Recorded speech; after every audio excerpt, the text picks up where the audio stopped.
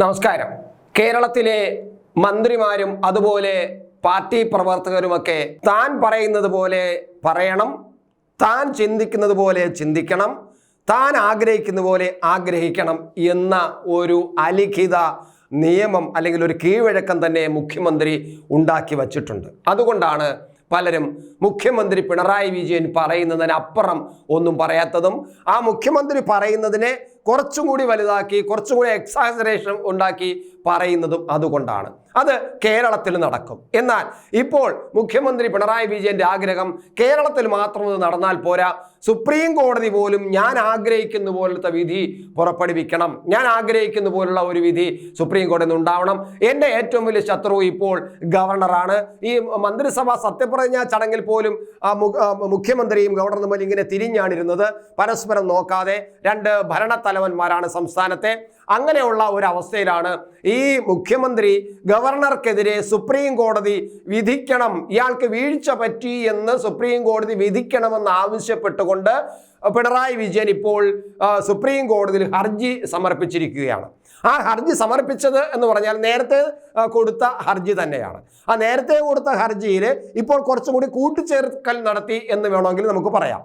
അതായത് ഈ ഗവർണർ ബില്ലുകൾ പിടിച്ചു വയ്ക്കുന്നു, ബില്ലുകൾ ഈ നീട്ടിക്കൊണ്ട് പോകുന്നു, നീട്ടിക്കൊണ്ട് പോകുന്നു, ആ രീതിക്ക് എതിരായി അങ്ങനെയുള്ള രീതി നടക്കുന്നു എന്ന് പറഞ്ഞുകൊണ്ടാണ് സുപ്രീം കോടതിയിൽ ആദ്യം ഈ സംസ്ഥാന സർക്കാർ ഹർജി നൽകിയത്.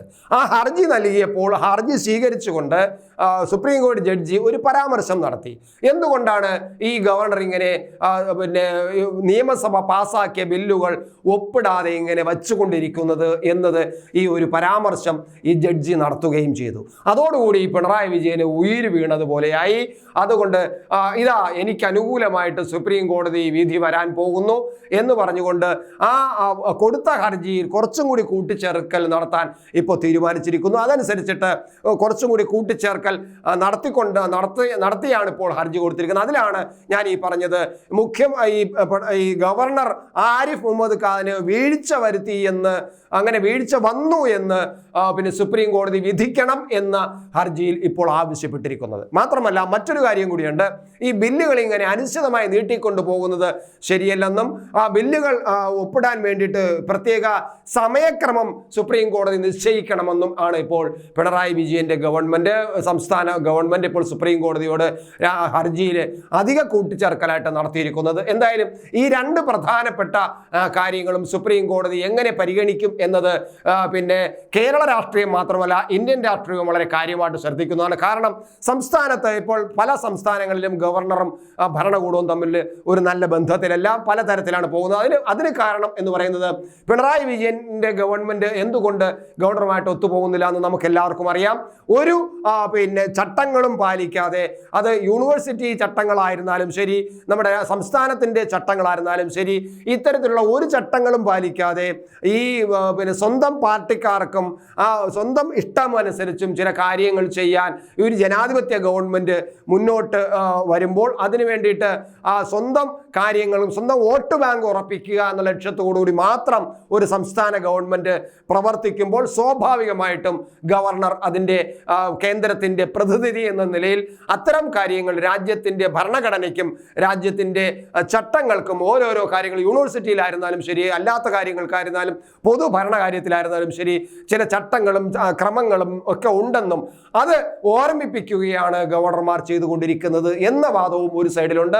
എന്തായാലും ഗവർണർമാർ ജനാധിപത്യത്തിനെ ഇല്ലാതാക്കുന്ന തരത്തിൽ പ്രവർത്തിക്കുന്നു എന്ന് ഒരു വാദം നടക്കുമ്പോൾ, അതല്ല ജനാധിപത്യത്തെയും ഭരണഘടനയെയും സംരക്ഷിക്കുന്നതിന് വേണ്ടിയിട്ടും സ്വന്തം താല്പര്യങ്ങൾക്ക് വേണ്ടി സ്വന്തം പാർട്ടിക്കാർക്ക് വേണ്ടി ഭരണത്തെ ദുരുപയോഗം ചെയ്യുമ്പോൾ അതിനെ നിയന്ത്രിക്കാൻ വേണ്ടി ശ്രമിക്കുകയാണെന്നുള്ള വാദമുണ്ട്. എന്തായാലും ഈ സുപ്രീം കോടതി വിധി എങ്ങനെ വരുമെന്ന് നോക്കാം. എന്തായാലും സുപ്രീം കോടതി വിധി അനുകൂലം ഉണ്ടാകുമെന്നാണ് ഈ പിണറായി വിജയനും സംഘവും ആഗ്രഹിക്കുന്നത്. അത് നടക്കുമോ എന്ന് നമുക്ക് കാണാം. പൊതുവിൽ സുപ്രീം കോടതിക്ക് ഗവർണർമാരുടെ അധികാരത്തിന്മേൽ അമിതമായിട്ട് ഇടപെടാൻ കഴിയില്ല എന്നതും യാഥാർത്ഥ്യമാണ്. എന്തായാലും ഈ എല്ലാ കാര്യങ്ങളും വെച്ച് നോക്കുമ്പോൾ ഈ ഹർജി എങ്ങനെ വരും, ഈ ഹർജിയുണ്ടാകുന്ന നിലപാട് സുപ്രീം കോടതി നിലപാട് എന്തായിരിക്കും എന്നത് രാജ്യം മുഴുവൻ ഉറ്റുനോക്കുന്ന വിഷയം തന്നെയാണ്.